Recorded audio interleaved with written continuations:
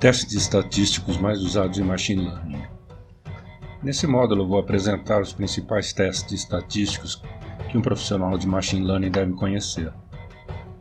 Ele deve conhecer porque muitos desses testes aparecem em resultados de performance em algoritmos e também porque em artigos técnicos eles são comumente mencionados. Por exemplo, no algoritmo de regressão OLS dos mínimos quadrados do Python, assim como os p-values, temos esses resultados na tabela final calculada. Meu foco não é exercitar as fórmulas para cálculos das estatísticas, mas apresentar como escolher o teste correto para um determinado problema. A estatística de teste é um valor calculado a partir de dados de uma amostra e é usada em testes de hipóteses. Você pode usar estatísticas de teste para determinar se rejeita ou não a hipótese nula. Ela compara seus dados com o que se espera sobre a hipótese nula. Por exemplo, se você tem uma amostra de pesos de recém-nascidos e um novo recém-nascido tiver 2,63 kg, ele pode ser considerado como estando na média amostral ou não. Ele é significativamente diferente dos outros e deve ser investigado a causa de seu pequeno peso. Veremos que diferentes testes de hipóteses usam diferentes estatísticas de teste, com base no modelo de probabilidade pressuposto na hipótese nula. Se o resultado do teste sugere que há evidência suficiente para rejeitar a hipótese nula, então qualquer diferença observada na performance dos modelos é provavelmente devido a uma diferença nos modelos. Isso permite que afirmações mais fortes sejam feitas como parte da seleção de modelos do que simplesmente não usar testes estatísticos de hipóteses. O teste Z-test. Uma estatística Z é uma medida que descreve a relação de um valor com a média de um grupo de valores. A estatística Z é medida em termos de desvios padrão da média. Se a pontuação Z for igual a 0, indica que o ponto de dados é igual à média. Uma pontuação Z de 1 indicaria um valor que é um desvio padrão da média. Os valores de Z podem ser positivos e negativos, com um valor positivo indicando que o valor está acima da média e um valor negativo indicando que está abaixo da média. A fórmula para calcular Z é aqui mostrada, onde x é o valor bruto, μ é a média da população e tal é o desvio padrão da população. Como mostra a fórmula, o valor de Z é simplesmente o valor bruto menos a média da população dividido pelo desvio padrão. Por exemplo, uma seleção de parafusos em uma fábrica tem 100 gramas de peso médio e um desvio padrão de 10 gramas. Um parafuso de 120 gramas teria então um valor Z igual a 2 porque seu peso é 2 desvios padrão maior que a média. Agora, você deseja saber se um segundo grupo de parafusos também tem um peso médio de 100 gramas. Você mede o peso de cada parafuso no segundo grupo e calcula o peso médio de 115 gramas do grupo.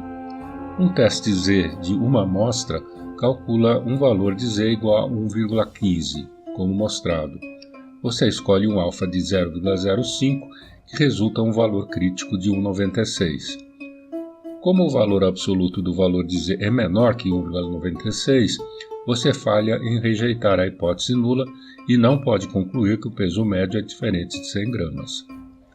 O teste Z é apropriado para comparar médias por meio de condições rigorosas em relação à normalidade, isso é, que tem uma distribuição normal padrão sob a hipótese nula e um desvio padrão conhecido.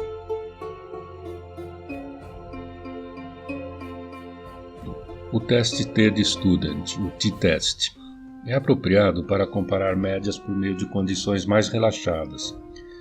É usado se a variância populacional for desconhecida e ou o tamanho da amostra não for grande, menor que 30. Veja na figura que a distribuição T é uma distribuição de probabilidade semelhante à curva normal padrão, porém com caudas mais largas, ou seja, uma simulação de T de Student pode gerar valores mais extremos que uma simulação normal.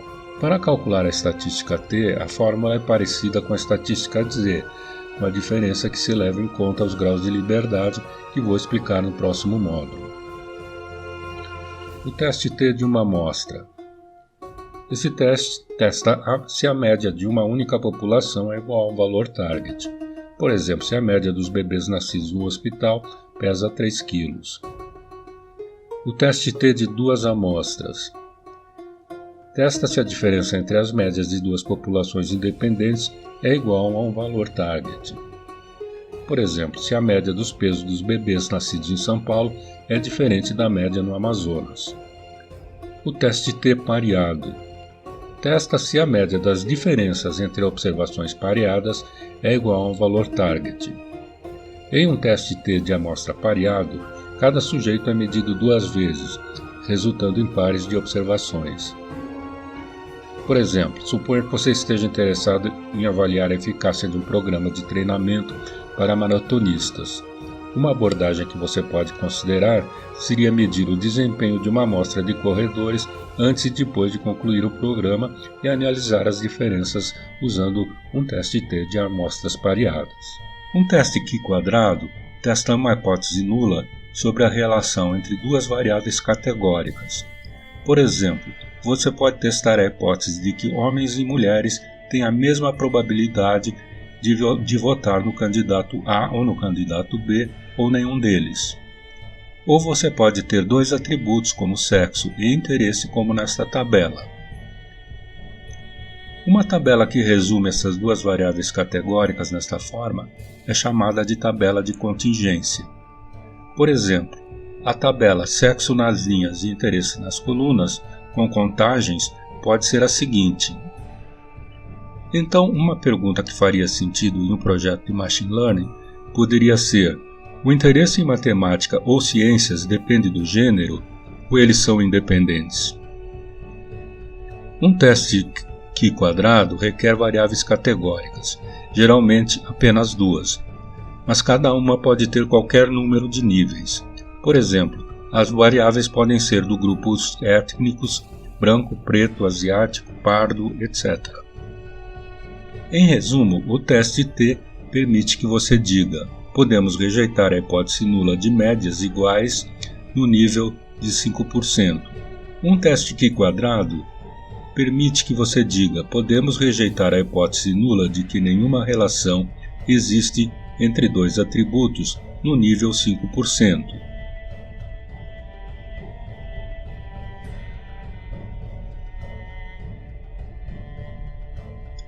Graus de liberdade.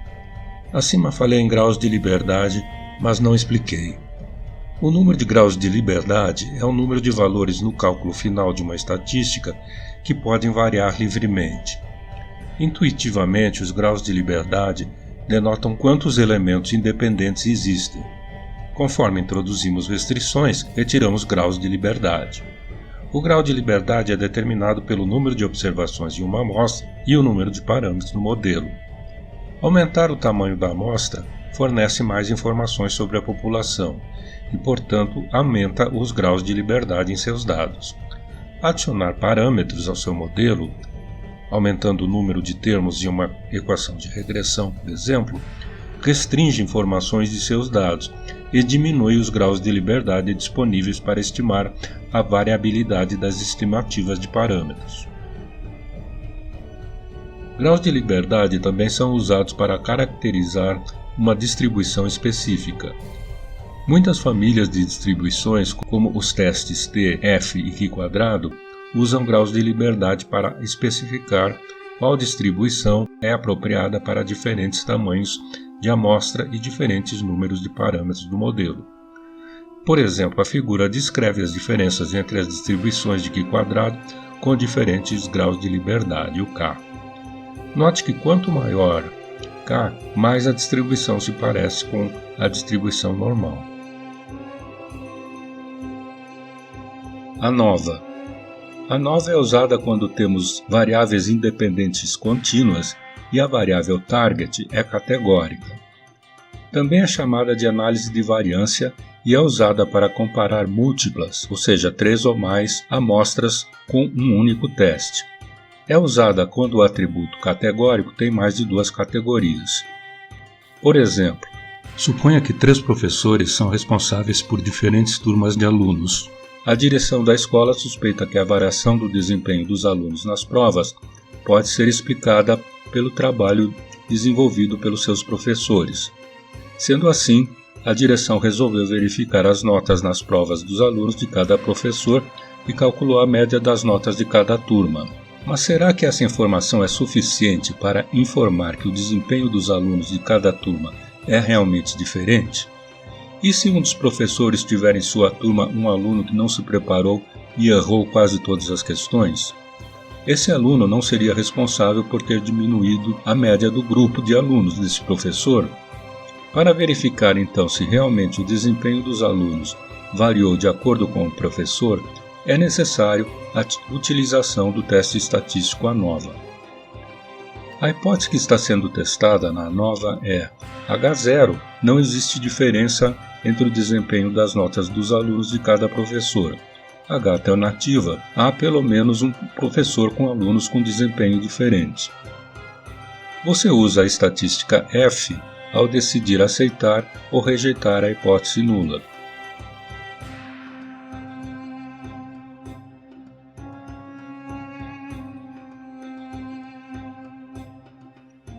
A estatística F. Em vez de julgar coeficientes de variáveis individuais por conta própria quanto à significância usando o teste T, a estatística F julga vários coeficientes tomados em conjunto ao mesmo tempo como um teste ANOVA. O valor F na regressão é o resultado de um teste onde a hipótese nula é que todos os coeficientes da regressão são iguais a zero. Em outras palavras, o modelo não possui capacidade preditiva. Basicamente, o teste F compara seu modelo com 0 variáveis preditoras e decide se os coeficientes adicionados melhoraram o modelo. Se você obtiver um resultado significativo, alguns coeficientes incluídos em seu modelo melhoraram o ajuste. No entanto, a estatística é apenas uma medida de significância em um teste F. Você também deve considerar o p-value, que, como sabemos, é a probabilidade de que seus resultados tenham acontecido por acaso.